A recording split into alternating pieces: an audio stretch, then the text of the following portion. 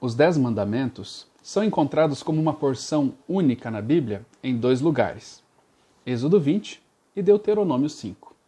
A impressão que as pessoas têm quando lê Êxodo 20 é que ali está sendo já apresentado as tábuas dos 10 mandamentos, e não é verdade. Ali você tem um áudio, para se dizer assim, né? Onde o povo de Israel estava aos pés do Monte Sinai e Deus falava com o povo.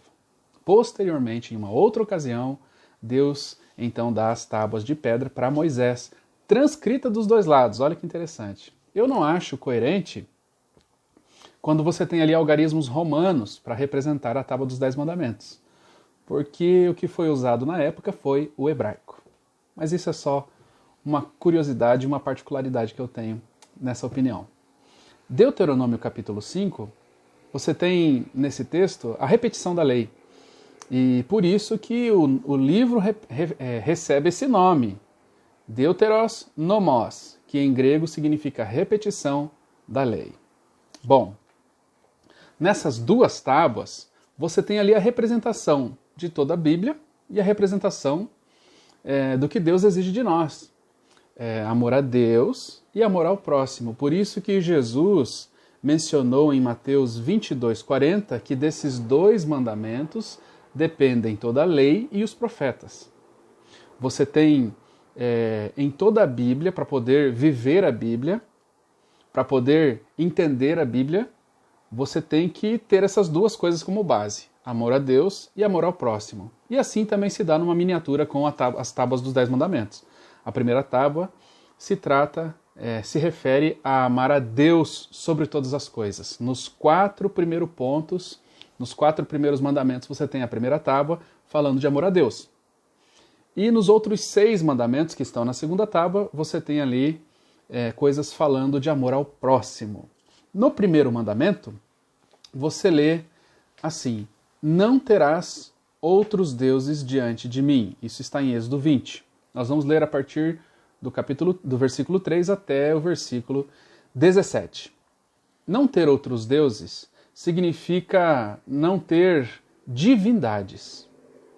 Você pega aí, por exemplo, deuses hindus, né? Indianos, orientais, vamos colocar aí Brahma, Shiva, vamos colocar aí Buda, outros deuses, que têm histórias completamente diferentes do Deus Jeová. E você tem também essa questão no segundo mandamento, de adorar imagens. Aí você já não está mais tratando de divindades, você está tratando de qualquer ser, né? Não é para adorar nada do que há na terra, nem no céu. Então não é para a gente adorar representações, esculturas, imagens. Então não estamos falando aqui nem de deuses, estamos falando aqui de entidades. Nada deve ser adorado através de imagem, nem o próprio Deus deve ser adorado através de imagens. Mesmo que você queira adorar uma imagem de Jesus, porque Jesus merece ser adorado, mas isso não deve ser feito através de imagens. No terceiro mandamento, você tem uma coisa curiosa: não tomar o nome de Deus em vão. As pessoas pensam que tomar o nome de Deus tem a ver com não fazer piadas com o nome de Deus, não dizer assim, ai meu Deus. Tudo bem, são coisas voltadas para a reverência, até nesse sentido, ok. Mas aqui está dizendo mais no sentido de aliança, de compromisso, de pacto. Tomar o nome de Deus, assim como uma esposa, quando se casa com o marido, toma o nome dele para ela, lá no cartório, o dia que eles casam, ela muda de nome, não é? Então, nós não devemos tomar o nome de Deus em vão, ou seja, dizermos que somos cristãos, mas não agirmos como Cristo.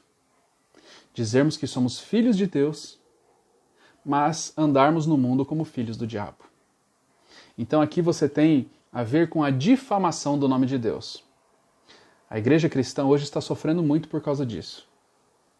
Porque muitas pessoas dizem que são cristãos e acabam arranhando a imagem da igreja, diminuindo o valor da igreja perante a opinião pública, não é?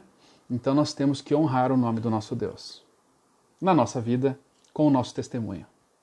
O quarto mandamento tem a ver com a guarda do sábado. Lembra-te do dia de sábado para o santificar, porque Deus é o Criador e Ele quer que você guarde o sábado como um memorial da criação. Então aqui você tem, por exemplo, a questão de líderes religiosos, padres, pastores, dizendo para você esquecer do sábado. Mas a Bíblia, ou Deus, fala assim, lembra-te do sábado. E aí, a decisão é tua. Esses são os 4 primeiros mandamentos. É engraçado que as pessoas que guardam 9 mandamentos acusam as que guardam 10 de serem legalistas. Um mandamento a mais já é o suficiente para acusar uma pessoa de legalismo. Não faz sentido. Então, não faz sentido. Nós temos que ser evangélicos, cristãos, nós temos que ser guardadores da lei de Deus como ela é, não como nós achamos que ela deve ser. Os 10 mandamentos. Aqui eu quero observar também que a Igreja Católica fez algumas mudanças. O segundo mandamento ela anulou, e para não ficar 9 mandamentos, porque ela arrancou o segundo mandamento, que é não adorar imagens, ela dividiu o 10º, para ficar então ali fechadinho os 10 mandamentos, sendo 10 mandamentos, tá bom? Outra coisa importante que eu quero dizer é que a Igreja Católica também, ao longo da história, mudou o 4º mandamento, para não ser guardado o sábado, mas sim domingos e festas, tá certo? Então são feriados religiosos, domingos e feriados religiosos, tá certo? Aí o motivo também de nós termos tantos feriados no nosso calendário aqui no Brasil, porque a nossa cultura brasileira é muito enraizada com a história da Igreja Católica. Bom, sobre essas questões aqui, vale a pena dizer que Deus quer que nós guardemos os seus mandamentos. E nós, como fiéis a Ele, amando a Deus sobre todas as coisas, não iremos escolher esse ou aquele mandamento. Iremos, pelo menos, dizer que todas as regras dele para nós são verdadeiras. Pode ser que a gente vai falhar aqui ou ali, mas nós nunca vamos negar que Deus está falando o que é bom para nós e que nós deveríamos ou devemos aceitar aquilo como uma verdade para a nossa vida.